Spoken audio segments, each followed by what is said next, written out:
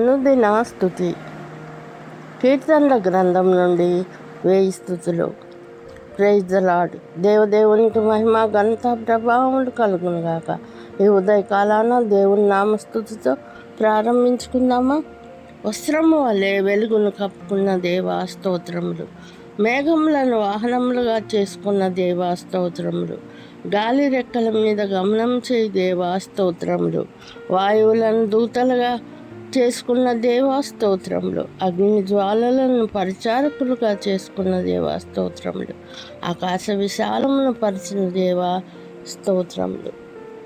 కీర్తనకారుడు దేవుని సృష్టి కార్యాలను బట్టి దేవుణ్ణి ప్రశంసించుతున్నాడు. ఆకాశం నుండి మొదలుపెట్టాడు.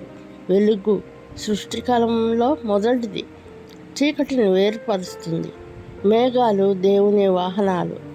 గాలి రెక్కల మీద గమనము దేవుని ఆధిపత్యాన్ని సూచిస్తుంది. వాయువులు, అగ్ని జ్వాలలు దేవుడు తన పరిచారకులుగా చేసుకున్నాడు. సమస్తము అనగా సృష్టి యావత్తు దేవుని ఆధీనంలోనున్నవి.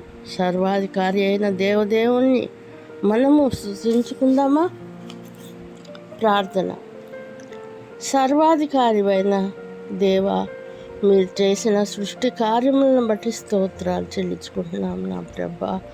ఆకాశ విశాలములు, వెలుగు సమస్తము మీ ఆధీనంలోనున్నవి దేవా స్తోత్రములు. ఏకీభవిస్తున్న ప్రతి ఒక్కరిని జ్ఞాపకం చేసుకోమని, హ్యాండ్స్ మినిస్ట్రీస్ని జ్ఞాపకం చేసుకోమని, ముందుకు నడిపించమని, మీ కృపా తోడ్పాటు మా అందరికీ అనుగ్రహించమని యేసు నామములో ప్రార్థిస్తున్నాను పరమ తండ్రి. Amen, amen, amen.